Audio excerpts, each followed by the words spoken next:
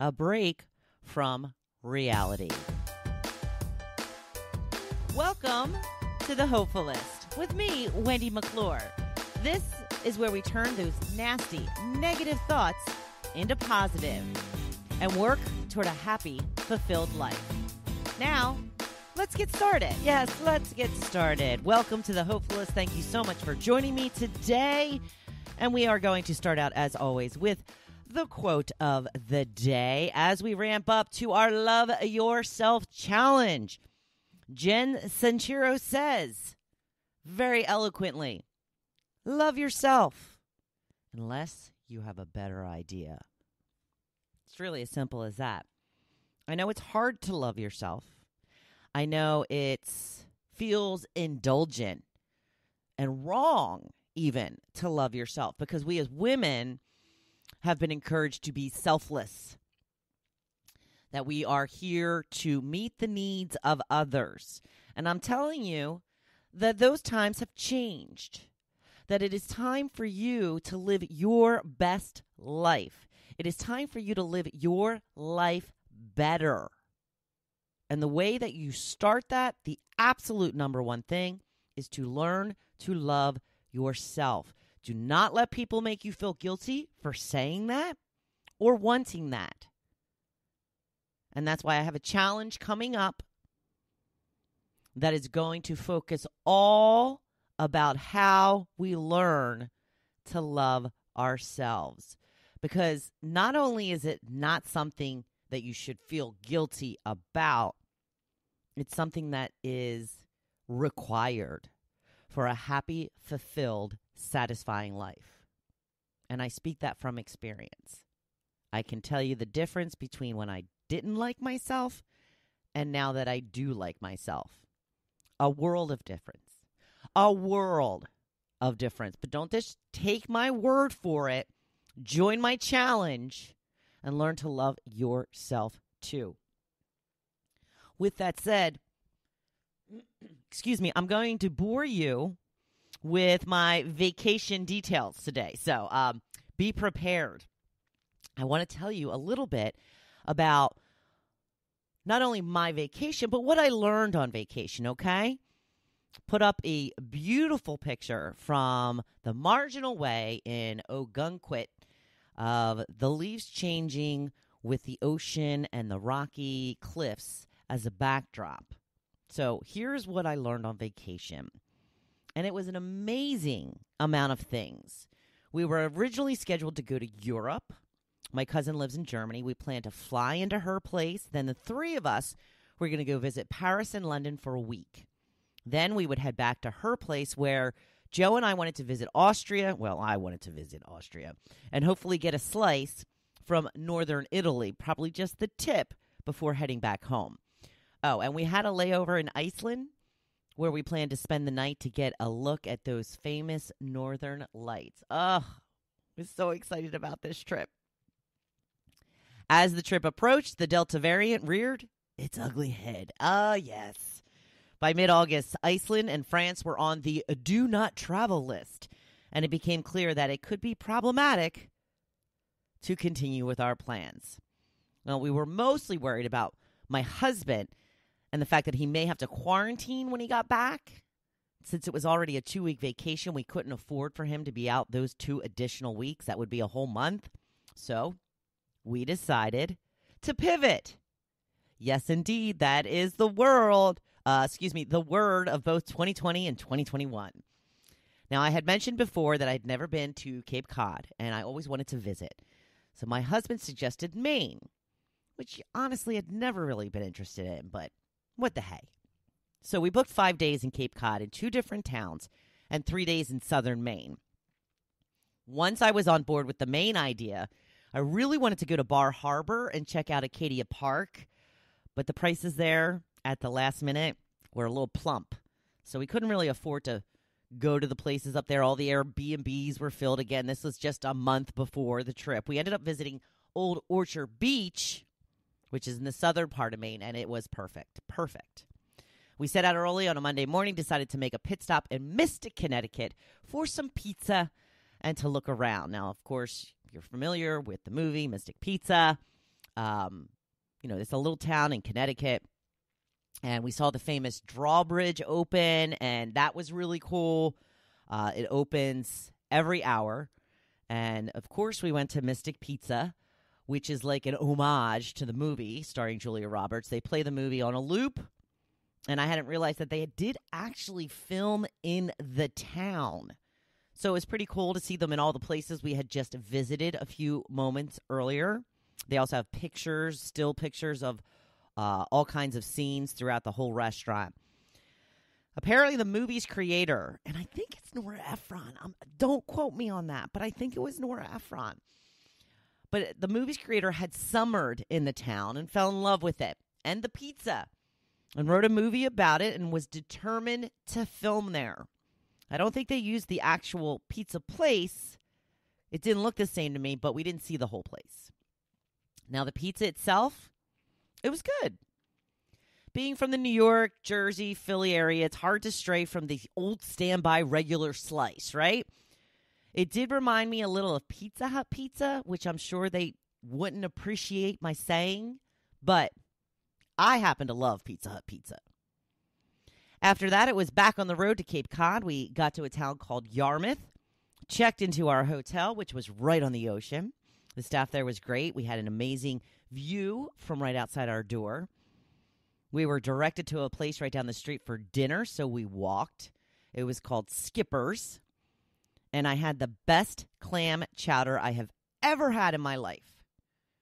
I also had the Wicked Awesome, which, if you can't guess, was a lobster roll.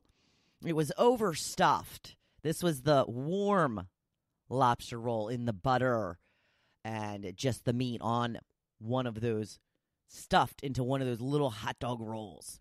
I needed a fork just to get started. Now, Joe got the fish and chips. The fish was so flaky and so moist. The first of many seafood meals throughout the next week. We hit the sack early, woke up to an amazing sunrise right outside our room. I walked down to the beach, watched it come up with the seagulls, that is. Now, the hotel had lounge chairs right on the edge of the beach and a pool on the other side. I was looking forward to doing some relaxing in those chairs and soaking up some sun. But before that, we looked up a cool bike trail, and yes, you guessed it, pickleball courts.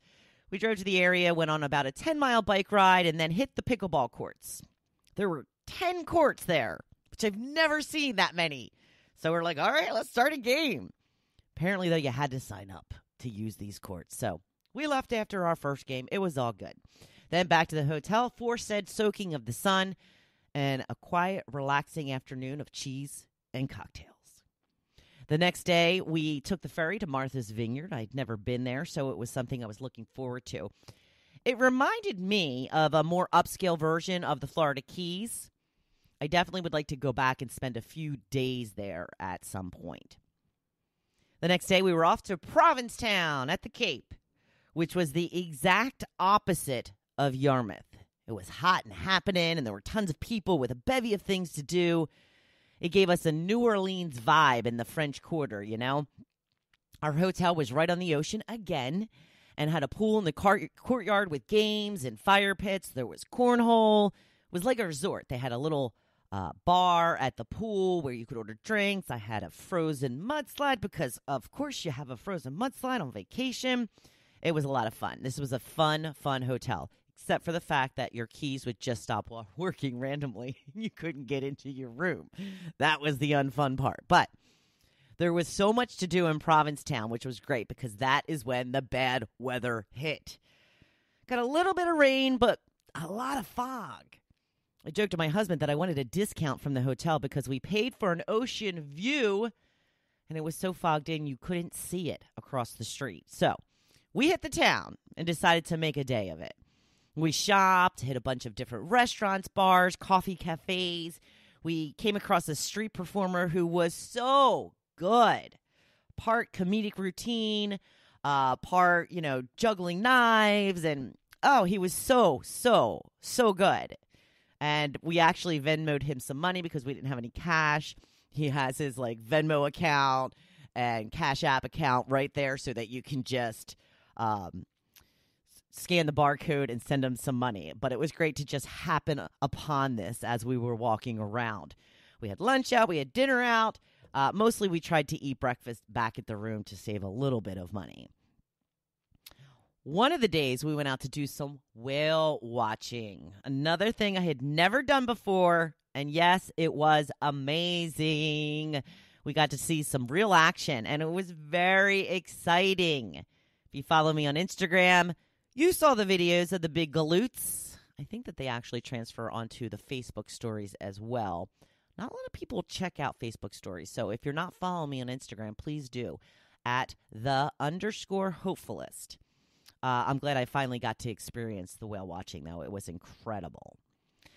The hotel lit their fire pits fairly early, so we decided we wanted to learn how to play backgammon. I've been trying to urge my husband to learn this game for a while because we like to play games, and there's not a lot of games you can play with just two people. So I thought this would be a good game for us. We actually bought a really cheap version of it, like a $5 board game, and then we realized, hey, you know what? We can just play it on the iPad. Yeah. And the best part about the iPad is you can't make a wrong move. It won't let you. So it's a great place to learn.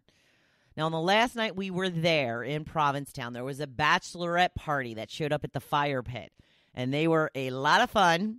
They were very loud, very boisterous. And they included us in all of their games and shenanigans.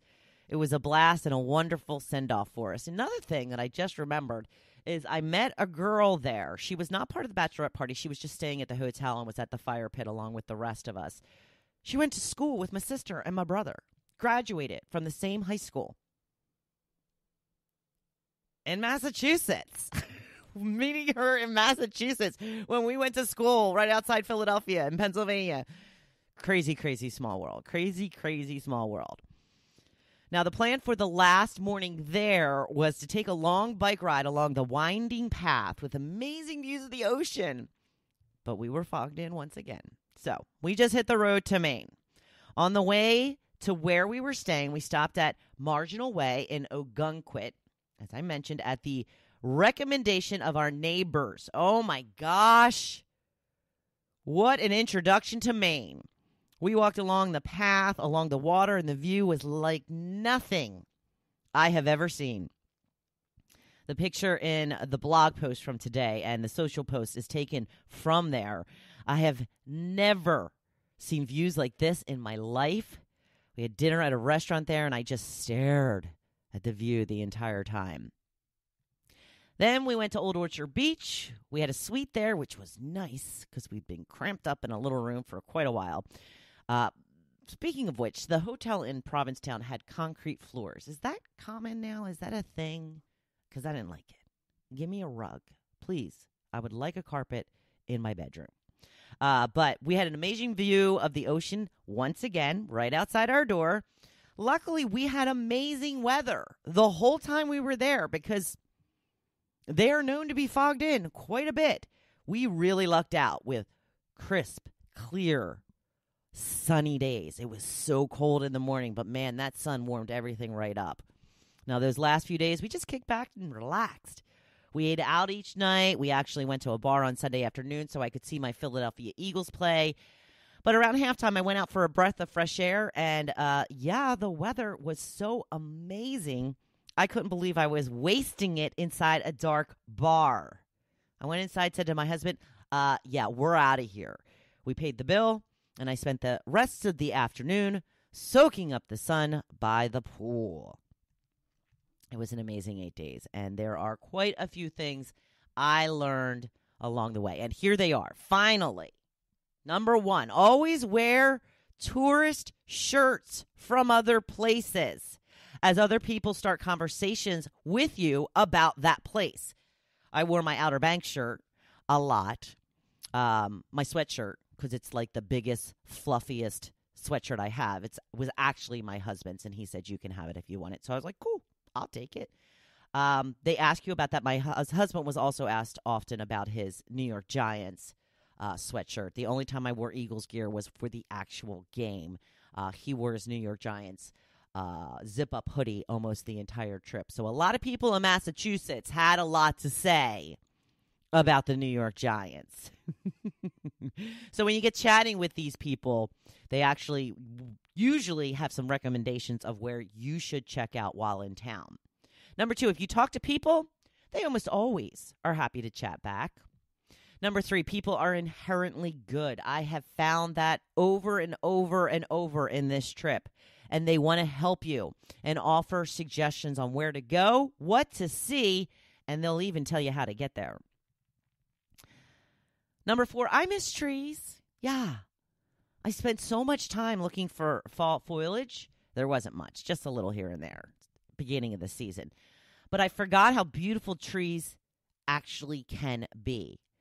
I live in a beach area that doesn't have many big trees in my neighborhood. It made me realize I need to spend a little more time surrounding myself with big, tall trees. And if autumn isn't the time to do it, I don't know when is. Number 5, don't discount places you've never been interested in seeing. I really didn't care to see Maine at all, but we're already making plans to go back since it's the most beautiful place I've ever seen. I was talking about this at my book club last night, and the one woman there said, I don't know a single person that has been to Maine and does not make plans to go back. In fact, we may be going with the whole family next year, so that's something to really look forward to.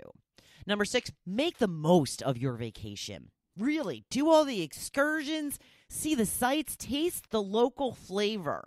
Get out and see as much as you can. Make sure to include something you've always wanted to do, like for me, that was the whale watching. Number 7, even if you are a huge football fan, there will be other games. Don't waste a day of beautiful weather on vacation sitting inside. You can keep up with the game in other ways. In the end, my team lost, so I really didn't miss anything. Number 8, take food with you if you're doing a road trip, or if possible at all, so you can save a little money here and there. We were road tripping, so we took breakfast and tons of snacks. Number 9, even if your trip to Europe is canceled, you can still have an amazing backup vacation in less than a month. And finally, number 10, my husband does so much for me. And I'm so grateful for him. He makes my coffee every morning. He takes care of discarding things I don't like to touch because they're dirty or yucky. He searched high and low so I could watch the Eagles game and then followed the game along on his phone once we left the bar to keep me posted. If you have a partner who is the bee's knees, make sure to tell them. Tell them today. I would tell him, but he should be listening to the podcast, which he has stopped doing. So maybe I won't tell him. I kid. Of course I'm going to tell him. He knows. He already knows. So if you like today's episode, please leave me a review or hit that follow or subscribe button. It's all free. And please tell your friends. If you really want to rock, then please share today's post on social media. All right. It's the beginning of a new week. Go on out there and be badass. I know you have it in you. And I'm right here cheering you on, as always. Thank you for listening to The Hopefulist. Now, don't you feel good? Make sure you come back next week. See you then.